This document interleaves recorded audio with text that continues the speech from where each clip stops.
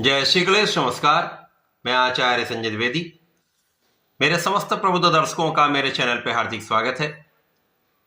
प्रिय दर्शकों, आज मैं मीन राशि का जनवरी 2026 का मासिक राशिफल लेकर आपके सम्मुख उपस्थित हूं।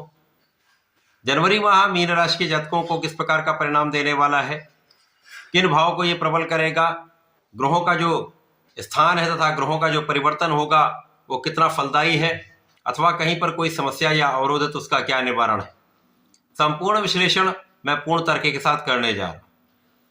प्रिय दर्शकों, इस राशिफल को आप अपने लग्न तथा राशि दोनों के अनुसार देख सकते हैं। मीन राशि के लिए लग्न में ही शनिदेव का गोचर चल रहा है, जो मार्गीय अवस्था में होकर बलवान हो रहे हैं। इनका अंश बल बढ़ रहा है। आपके लिए तृतीय भाव में चंद्रमा प्रारंभिक समय के लिए होंगे। आपके चतुर्थ भाव में गुरुदेव बृहस्पति का गोचर चल रहा है। आपके लिए षष्ठम भाव में केतु होंगे। आपके दसम भाव में अत्यंत प्रबल योग बन रहा है, जहां पर 4 ग्रह होंगे, सूर्य, मंगल, शुक्र और बुध होंगे। इसी प्रकार से आपके द्वादश भाव में राहु का गोचर चल रहा है।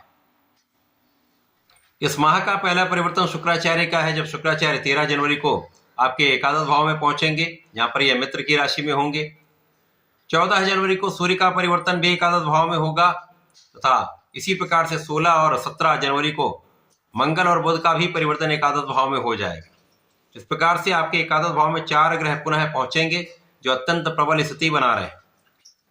माह के प्रारंभ से ही आपकी लग्न अत्यंत प्रबल होगी, क्योंकि यहाँ पर लग्नेश भी अत्यंत प्रबल स्थिति में है, केंद्र के भाव में है, था लग्न में शनिदेव का गोचर चला, जिसके कारण आपके आ रहे अवरोध दूर होंगे, आपके स्वास्थ्य की समस्याएं दूर होंगी, आपका मन का जो विचलन है वो दूर होगा, तथा तनाव भी कम होने वाला है। यद्यपि यहाँ पर राहु का गोचर बीच बीच में आपको समस्या देता रहेगा, आपको शारीरिक मानसिक कष्ट देता रहेगा, लेकिन माह का प्रारंभ अत्यंत विशेष है, बहुत बलवान स्थिति बन रही, क्योंकि यहाँ पर आपके लग्न के स्वामी भी अत्यंत प्रबल स्थिति में, तथा आपके 2 केंद्र के स्वामी बुध भी केंद्र के भाव दसम भाव में महाबली हो रहे हैं, जहां पर गुरु की दृष्टि के प्रभाव में होंगे और सूर्य के साथ बुधादित्य योग बना रहे हैं। मंगल का भी यहाँ पर योग है, जो भाग्येश तथा धनेश है, तथा यहाँ पर शुक्राचार्य आपके पराक्रमेश है। अब सूर्य का जो प्रभाव है वो षष्ठम भाव का स्वामी आपके दसम भाव में बलवान स्थिति में है, यहाँ पर इनको दिग्बल प्राप्त है। तो आपका दसम भाव तो अत्यंत प्रबल इस माह में रहने वाला है। कार्य क्षेत्र में पहले से अधिक स्थिरता आएगी, पहले से अधिक आपको लाभ मिलेगा, कार्य क्षेत्र में पहले से अधिक विस्तार होगा। अब आप सरकारी नौकरी में है, सरकारी सेवाओं में है, प्रशासनिक सेवाओं में है या राजनीति में है, तो यहाँ पर आपका काम का क्षेत्र बहुत अच्छा रहने वाला, कहीं किसी प्रकार के बड़े अवरोध नहीं है। निरंतरता आपके काम में बनी रहेगी, लोगों का सहयोग मिलता रहेगा, उच्चाधिकारियों के साथ मिलेगा, शासन प्रशासन का सहयोग मिलेगा, तो यहाँ पर किसी प्रकार की कोई बड़ी समस्या नहीं आएगी। इसी प्रकार से इस समय में आपके पिता का सहयोग मिलता है, पिता का आशीर्वाद भी प्राप्त होता है, तथा पिता के काम के क्षेत्र में भी प्रगति का लाभ मिलता है।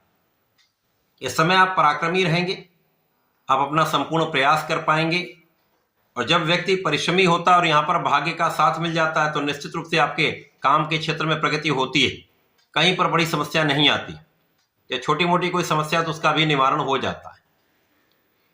इस पूरे समय में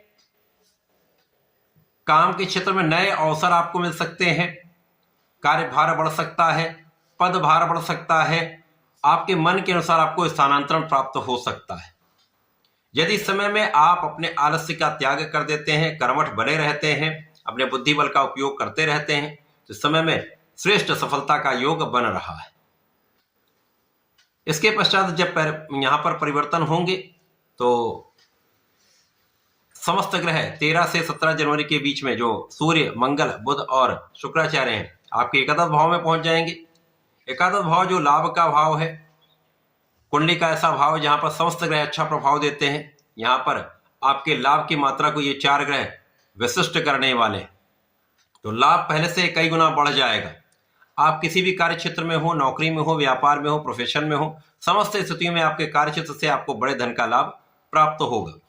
अब यहाँ पर मंगल उच्च की राशि में होकर महाबलवान हो जाएंगे, तो भाग्य महाप्रबल हो जाए। अब महाभाग्यशाली रहने वाले हैं। तो कहीं पर कोई अवरोध समस्या आ ही नहीं सकती। यदि आती भी है तो आसानी से आप उसका निराकरण कर लेंगे। यहां पर आपका परिश्रम सही होगा, सही दिशा में आप प्रयत्न कर पाएंगे।